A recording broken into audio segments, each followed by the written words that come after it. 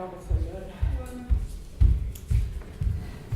À la base, on essaie de faire qu'est-ce qu'on avait l'impression qu'on n'avait pas le droit de faire dans nos cours de danse. Donc, comme à l'origine, dans un cours, les professeurs disaient « Ah, ce serait bien que vous ne preniez pas de musique pour créer la danse qu'elle vienne d'elle-même », ce qui est une très bonne idée. Mm-hmm. Mais nous, on était... En tout cas, moi, je me sentais...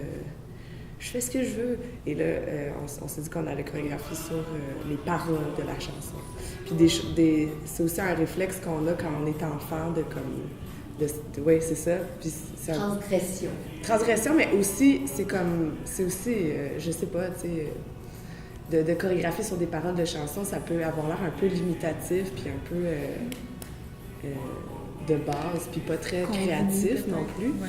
Mais pourtant, mais de là est venue une créativité. Puis avec des certains réflexes qu'on peut avoir. En fait, c'est qu'on a regardé aussi un peu des vidéos de danse amateur sur YouTube. Souvent, ce qui se passe en danse amateur, ça peut être incroyable, virtuose. Des fois pas très bon, mais il y a des moments que ça peut être sublime. Il y a des moments que ça peut être tellement mauvais que ça devient que nous, on trouve comme c'est encore du jugement, on s'entend, mais c'est tellement... Ça atteint un tel point qu'on comprend d'incompréhension de où ils ont trouvé cette idée-là que ça devient extrêmement intéressant. Cette pièce-là questionne un peu la limite entre, justement, l'amateurisme et le professionnalisme, puis où est la limite entre les deux.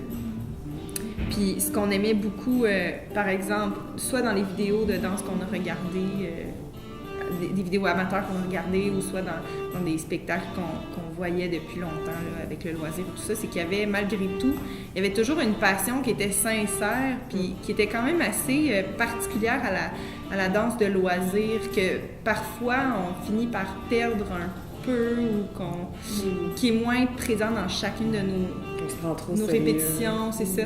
Fait qu'on aimait beaucoup l'idée qu'il y avait quelque chose de sacré, justement, dans la pratique de la danse amateur. Quand on amène cette musique-là, il y a quelque chose d'intemporel. Il touche un thème aussi qui est très fort.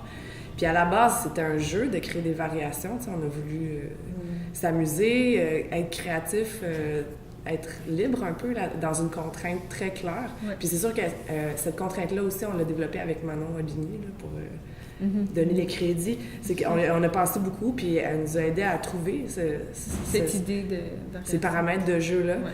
Puis aujourd'hui, en le reprenant, les paramètres sont clairs, mais on a voulu renouveler aussi pourquoi c'était pertinent. Puis ce que j'ai dit, je trouve que c'est encore des choses qui sont importantes, le jeu, la créativité, puis l'hommage un peu à Joe Dassin, l'hommage à ce qu'il fait, à son héritage, puis à l'art aussi, à l'acte de créer, puis de présenter une création. Puis on a amené un petit côté sacré un peu à tout ça. Donc, c'est pour ça qu'on est sérieuse quand on le fait, puis cérémonial. Parce que c'est ça. C'est